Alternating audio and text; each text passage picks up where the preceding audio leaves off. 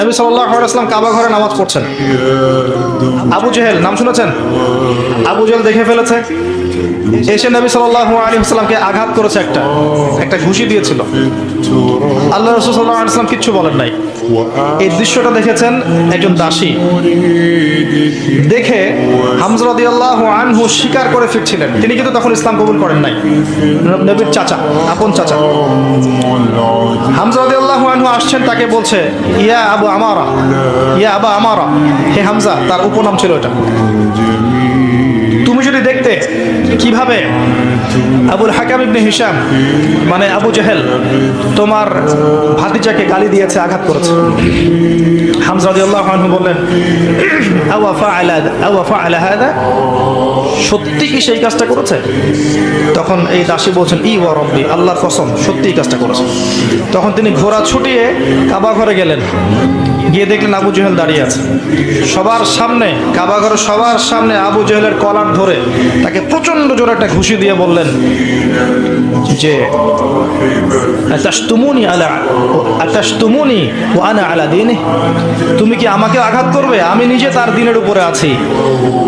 আকুলু মা ইয়াকুল, ও যা বলে, আমার ভাতিজা যা বলে আমিও তাই বলি। রুদ্দাহা ইন ইসতাতা'তা, তোমার যদি ক্ষমতা থাকে এই ঘুষি ফিরিয়ে দিয়ে দেখাও।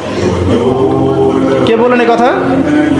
হামজা রাদিয়াল্লাহু আনহু। এবং ওখানে সাক্ষ্য দিচ্ছেন যে আনা আলা দীনি ওয়া শাহিদতু আল্লা ইলাহা ইল্লাল্লাহ ওয়া আন্না মুহাম্মাদুর রাসূলুল্লাহ। তোমার যা ইচ্ছা এখন করো।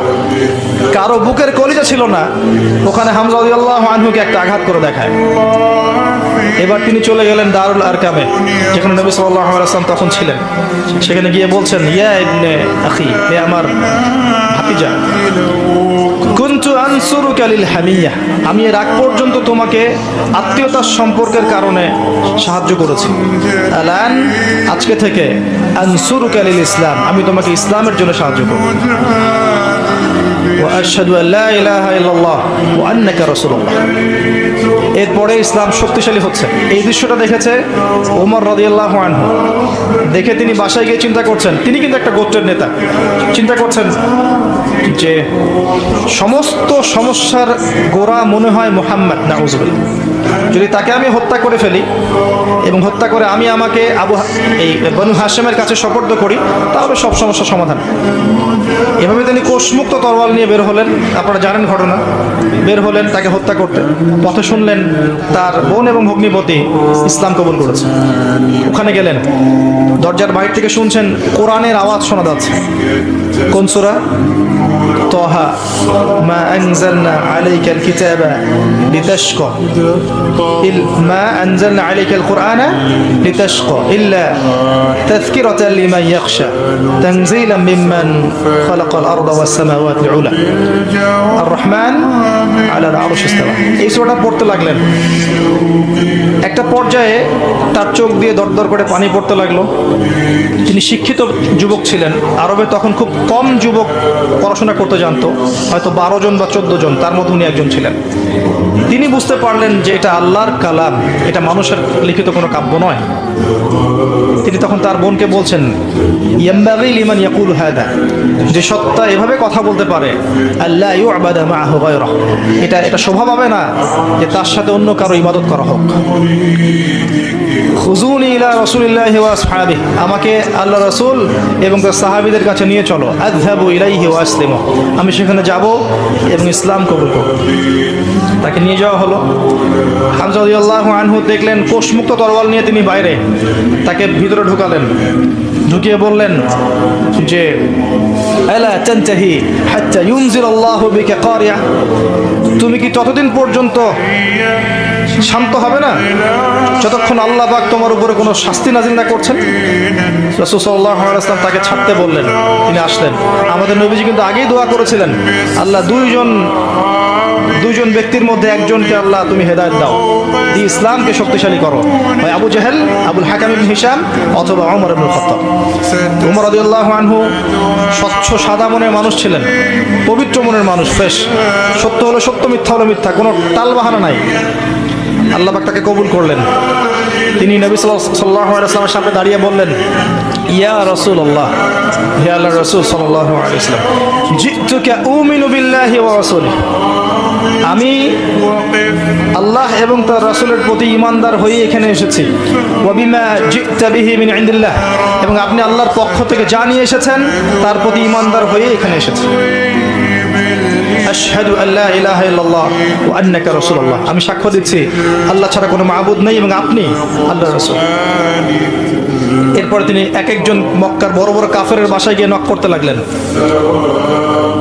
তোমরা কি জেনেছো আলিম চাননি কাদ আসলাম, তুমি কি জেনেছো আমি ইসলাম কবুল করেছি?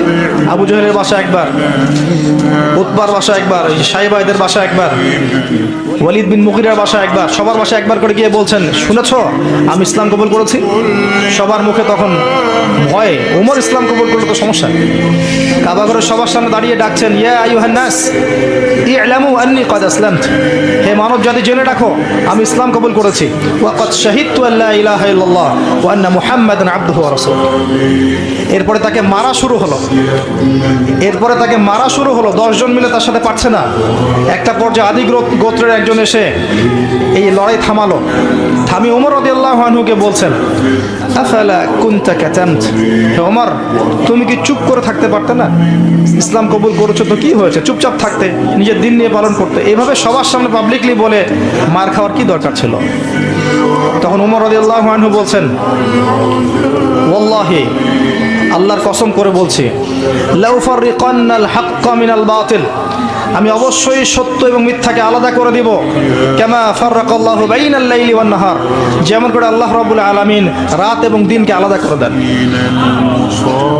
এরপর থেকে তার নাম হয়েছে ওমর আল ফারুক, পার্থক্যকারী। এই হামজা এবং ওমর রাদিয়াল্লাহু আনহুমা তাদের ইসলাম কবুল করার পরে ইসলামটা শক্তিশালী হওয়া শুরু করলো। দাওয়াত আরো বেশি বেশি ছড়িয়ে পড়লো। যত দাওয়াত ছড়িয়ে পড়ছিল অত্যাচারও তত বাড়ছিল। জুলুম, অর্থনৈতিক বয়কট হোক, সামাজিক নির্যাতন, শারীরিক নির্যাতন, মানসিক নির্যাতন, টর্চার বাড়তে লাগলো। বাড়তে বাড়তে আমার